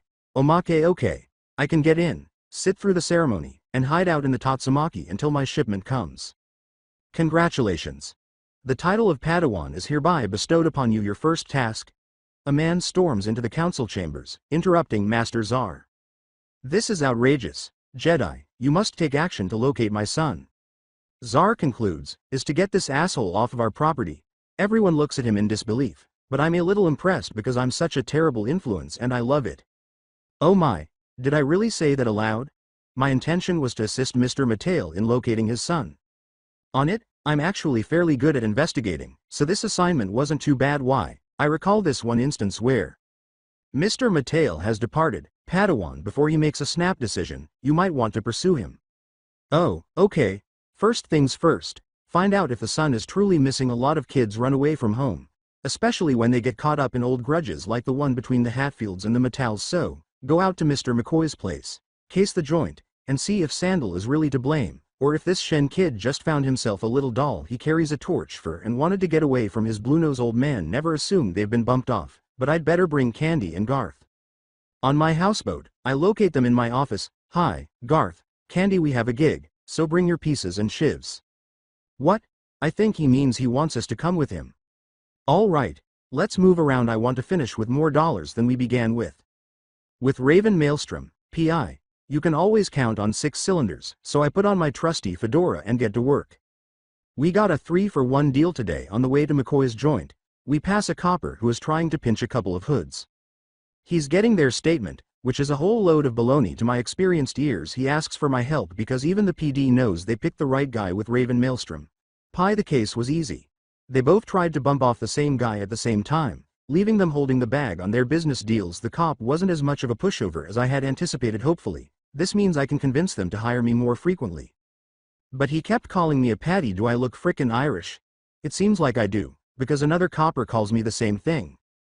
After that, there was a missing butler, or something. It turns out that he fled because some dame was fixated on him after her husband started pushing daisies, and it seems that she won't take no for an answer. I help him find a job with a less cuddly employer, and I tell her that some hood's got him. Maybe she can move on now, but I never like to see a dame leak like a faucet like this one did. Let's move on to the case that brought me here.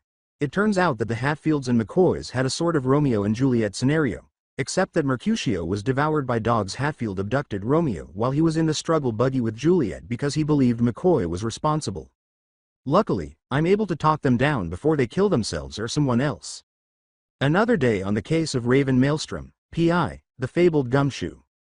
After the council gives me a blank stare, Zar sighs and says, "You forgot your medicine, didn't you?" 22 hours later, the crew was in the Tatsumaki's meeting room, except for Bastilla. "Look, I'll admit that it appeared extremely dubious, but can't you consider the possibility that they might have made a poor decision rather than a malicious one?" Karth thought. "I can accept the possibility, but you don't know what they do," I respond. "And what am I unaware of?" Karth inquired cautiously. "I need to make a small confession. I was never a smuggler. You see, the Jedi invented that." Karth practically growled at me as Mission jerked away in shock. "I actually used to be a Sith." Karth snarled. "What? I was a Sith once, Dark Jedi, specifically. When the Jedi tried to kill Darth Revan, they captured me.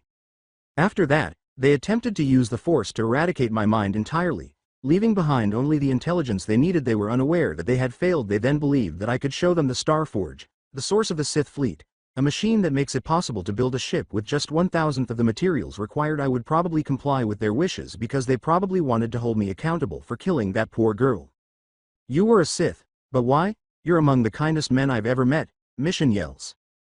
"I believe that emotional attachments were demonized by the Jedi Code since I was once married. As you are aware, I hold said emotional attachments in the highest regard." The Jedi essentially said, "Don't have any friends or loved ones." I said, "To hell with that." In response, "That clarifies your departure from the Jedi. Why become a member of the Sith?" "I believed I was raised with it. There was a philosophy known as the Will of Fire in my hometown.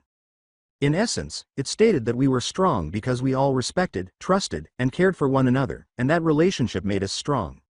See the similarity? The Sith code reads, 'Peace is a lie. There is only passion. Through passion I gain strength. Through strength I gain victory. Through victory my chains are broken.'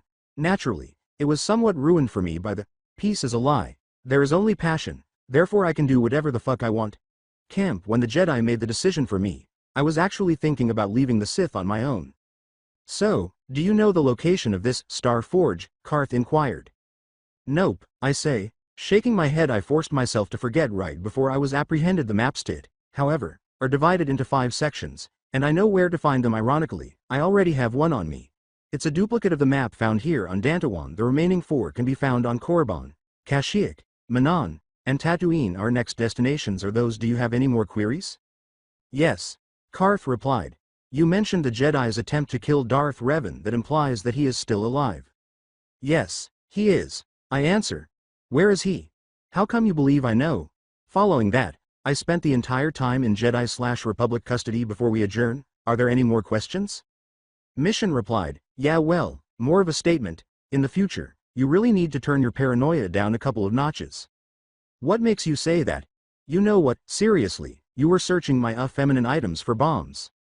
You can never be too careful, Mish. If you were searching my tampons for magical exploding scribbles, then yes, you can be too careful. I'll have you know I actually killed someone using that exact same tactic. But fine, I'll keep out of your stuff. Just don't come crying to me when your giblets get jibbed." That's all I ask. Bastilla and the Catgirl Jedi board the ship just as I'm getting up to go to the cockpit. Bastilla declared, "I come bearing peace offerings." She gave me a bottle of medication, my scripts. It's unbelievable that I nearly forgot those. I drank the entire bottle at once. That can't be healthy. Due to my ridiculous immune system, that was to me what would be an ordinary dose for someone else anyway. What's up? The Council wishes to inform you that you were mistaken. They had no sinister plot to frame you. However, they can see how you could come to such a conclusion, and do not fault you for it. They wish for Juhani and I to accompany you to wherever it is you're going, as liaisons. I give a sigh. All right, I'll give them a try. Juhani, choose a bunk, female quarters or starboard. Bastilla, your old one should work. Meanwhile, I'm heading to Tatooine because an old friend of mine will be very excited to go there with us. Bastilla, Mission, Karth, Canderous, and I all got out of the Tatsumaki. Pardon me, sir. The docking fee will be your responsibility. An obvious bureaucrat approaches me and says, I would normally attribute his nervousness to Canderous's presence, but every ship in this part of the galaxy has a few toughs on board, so that can't be the case. Is there anything you need to tell me before I do? With a hint of the Force in my voice, I ask. Well, there was a small error. You see, before a shipment it ordered could be loaded, the previous ship abruptly departed. It was accidentally loaded onto your ship. It looks like some of the Gizka being transported escaped when we took it off. So, my ship is full of Gizka, and given how quickly they reproduce, there are probably a good number of them. Yes. Well, I would really like to pay the docking fee, but it looks like I'll have to pay someone to take the Gizka off my ship. Naturally, I wouldn't have any excuse for not paying the docking fee if you were to have them all taken out. The bureaucrat quickly calculated that it would not be worth the docking fee to hire a crew to clean them out, and that he might face a PR disaster if he pressed the issue. All right, the docking fee is waived for the duration of your stay as an apology. Enjoy your day, sir. Bastilla gave me a glare as he left in response to the implicit statement. I said, like hell I'm paying him for messing my ship up. Bastilla let out a defeated sigh. We soon discover a number of things inside Anchorhead. First, Mission's brother Griff is employed by Zerka, despite the fact that he has vanished, most likely taken prisoner by the Sand People. Second, one of Candaris' former wartime friends is still alive, and not his friend. He went all pistols at the crack of dawn on us, since it seems that at one point during the conflict, Candaris used the man's unit as bait. 3. Contrary to popular belief, at least among my shadow clones, Bastilla was not an evolved dust bunny from the Jedi archive that developed sentience after listening to people babble on about the Jedi code for millennia. Yes, she was born like everyone else, but bitchiness seems to run in the family. Her mother is bitching up a storm in a bar. It's best to protect the defenseless inebriated people from the terrifying rampage of the PM's Sing Shan. In the bar itself, father is dead. What do you mean? Oh, what a beautiful beginning. He passed away while pursuing the artifacts he had spent his entire life seeking. I told him to go more slowly, but...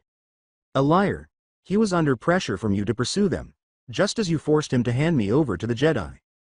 Giving you to the Jedi was his idea. We both wanted what was best for you, so it was a tough choice. Pull the other one. Try in any case. What do you want? You're constantly looking for something. Yes, I have a desire. The holocron of your father. It would be all that's left of him. No, never would I allow you to smack.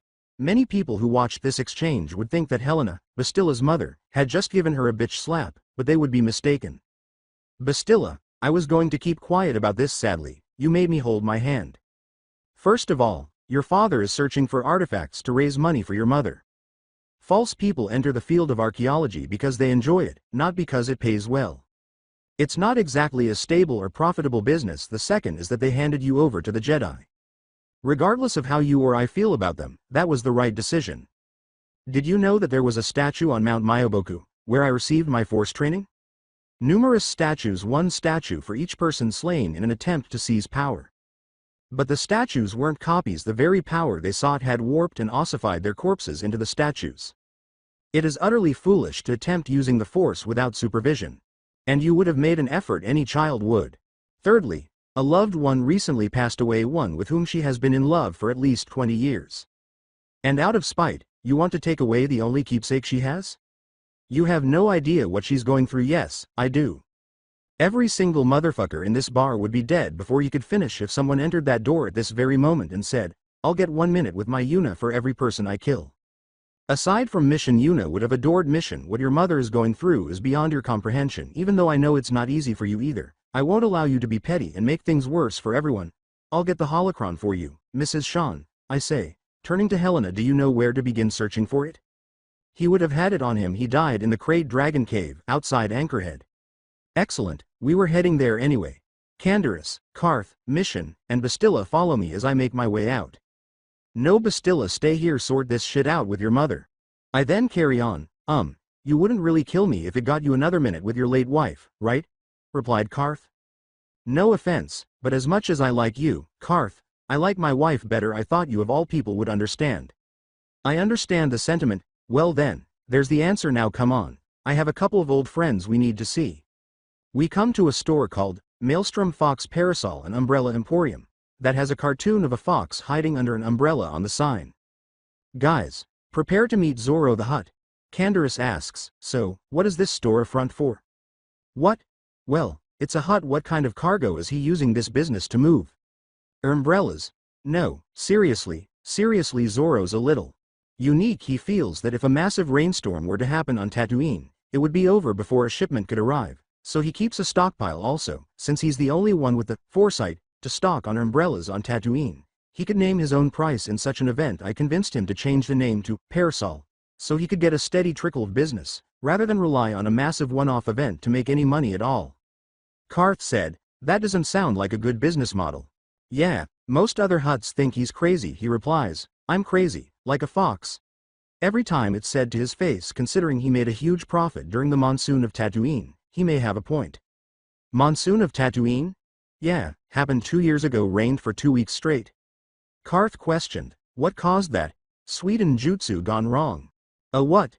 It's complicated, think of it as a force technique, but slightly different. My people believed there were 5 different elements, and they could be channeled, like the force. Sweden roughly translates as water style, referring to one of those techniques that use the water element. I was practicing one, and I kind of overpowered it. Mission remarked doubtfully, and it monsooned for 2 weeks. I really overpowered it. Mission laughed. She rolled her eyes and said, whatever.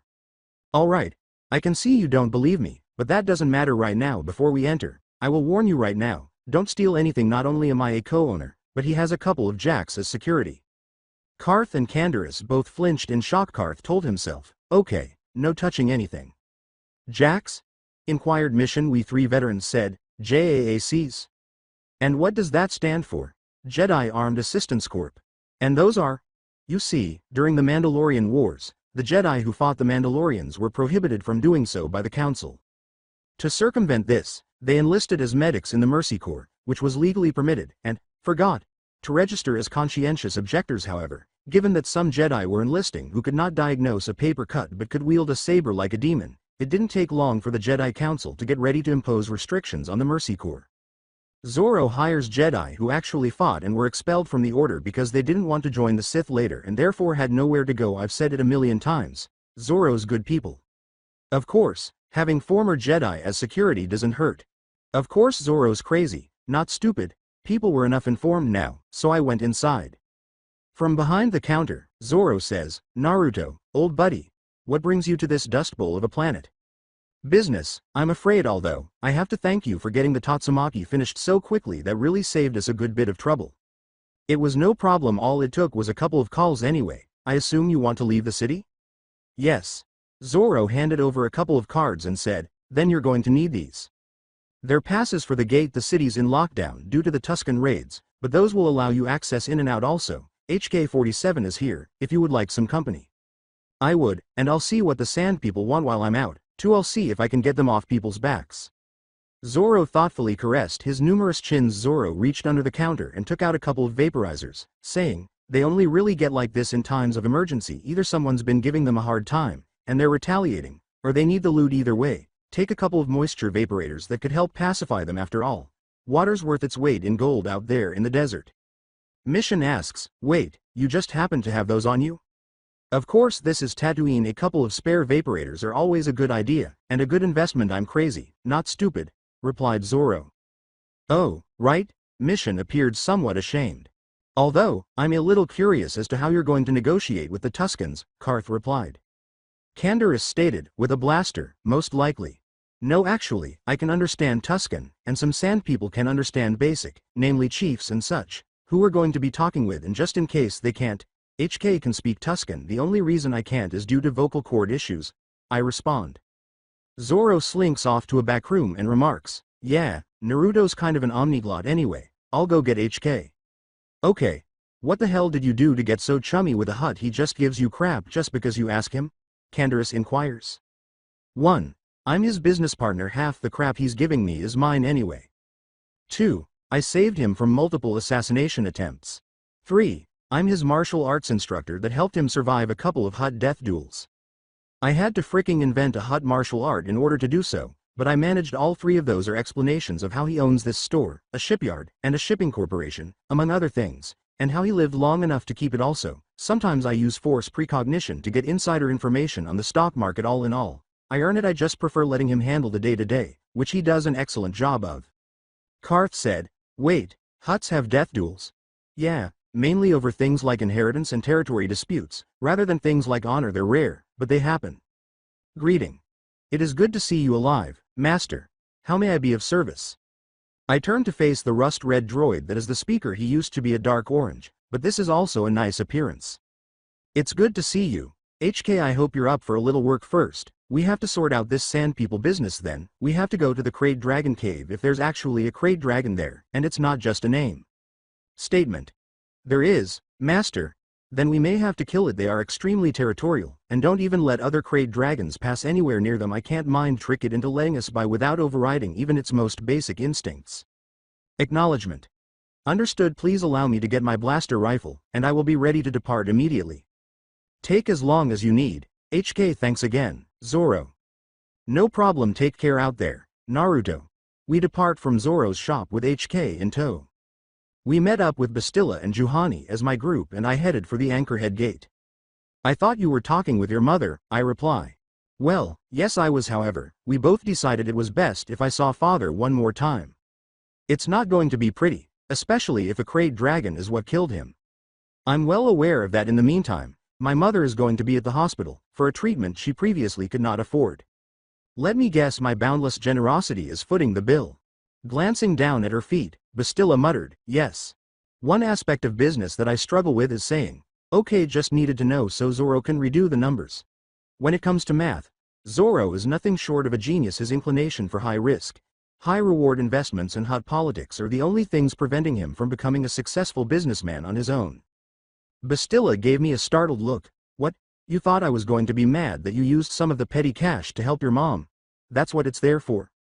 This was a bit more than petty cash. She had trouble affording it for a reason. The Shans weren't exactly poor. Were you capable of accessing the funds? Yes. Then it was petty cash, don't worry about it. It appeared as though Bastilla was going to say something, but she changed her mind. Instead, she said, thank you, no problem. The sentries stopped us as we got closer to the gate. I show them the documents I received from Zoro. One of them says, sir, I'm sorry to say this, but there's a slight problem. Oh, yes, for a group this large, there is an additional fee to use the gate? There's a fishy smell. I use the force to gently touch their minds. They're lying, just like I thought. An attempt to coerce us being extorted bothers me. I give HK a subtle signal. He shoots, narrowly missing the sentry. Oh, terribly sorry about my droid. He's experiencing a minor glitch. It causes him to shoot when he detects lies. Say, would you mind repeating that last statement? I didn't hear it over the blaster fire. Indignant correction. Master, the only malfunction was that I forgot to turn off my warning shot targeting program. This has been corrected. I said there was no issue with the paperwork, but the doors are just stuck, so they take a minute to open, the guard replies. Oh, well, that's all right. I'm not in a hurry. The doors open when I say that. As I pass them, I say, good day. Bastilla turns to glare at me outside. Naruto, what the hell? What? What do you mean? What? You just had your droid shoot at that poor man. The man who just tried extorting us. There were less violent means to convince him to not to do so. So, like what? You wanted me to use the force to brainwash him into thinking he was a fashion designer or something? That would be even more unethical. I simply gaze at Bastilla. She understands, Karth said, somewhat alarmed. Wait, you can do that? Yeah, all Jedi can. Well, maybe not to that extent, but they know the theory. What do you think mind tricks are? I am now very uncomfortable sharing a ship with 3 Jedi. Declaration. It's even worse being a droid, meatbag. Instead of having to worry about 1/10,000th of the population, you have to worry about any jackass with a hydrospanner.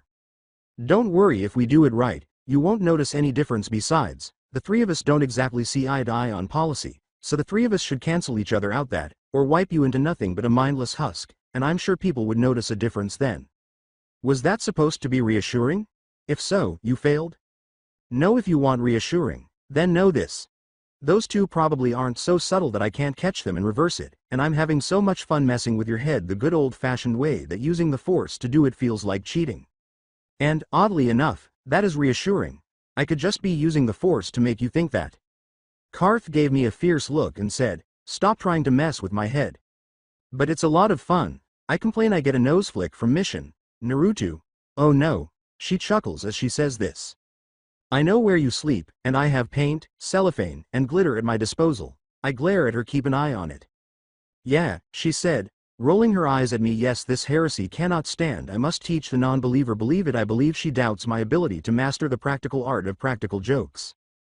Goddamn it. In the dune. See further on. Anyway, where is this jaggy guy supposed to be? Mission inquires. He said, at the dunes. Canderous answered accordingly.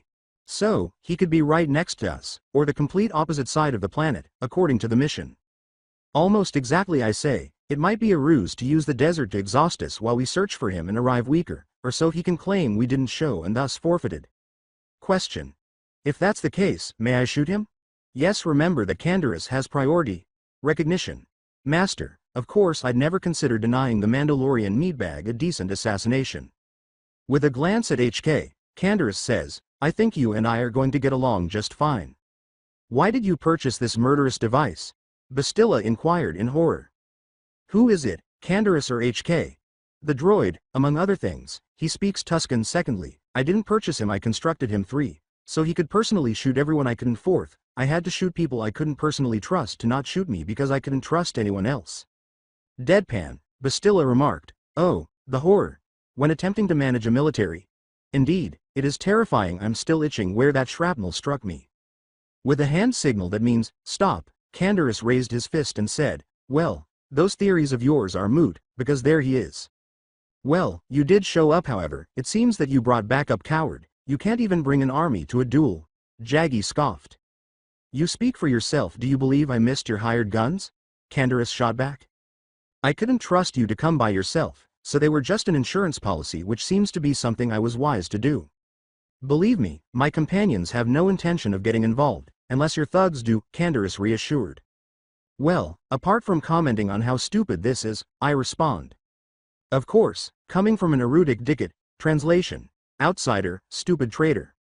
Mershamor C. Kopani, Kitkovid, Oribais Ijot ni Kartalir. Megan Tour Canderous Ganar Parje Gar Ba Ramaner Megan Kaish Payt Gar Ermankalar. Gar Ekoila Vod a Megan Akan Ijot Bihar Tabechajala Takazat Har. Iperivor Takazat, Rousani, Megar Lear Aadar Shabir Megan, Chakar Darmanda. Translation. Are you looking to be hit? All helmet, no head, slang meaning. You are overstepping your bounds, becoming too arrogant. I know of honor. Canderous won that day. You think he left you to die. You lost brothers, but that's war. You insult the honor of the dead. Apologize, or fuck off, if you can avoid screwing that. Scumbag, not Mandalorian. Slang meaning one who has lost their honor, etc. So that's it for today. I hope you guys enjoyed it. Don't forget to like, share and subscribe to the channel for more awesome stories like this. Thank you. See you all in my next video.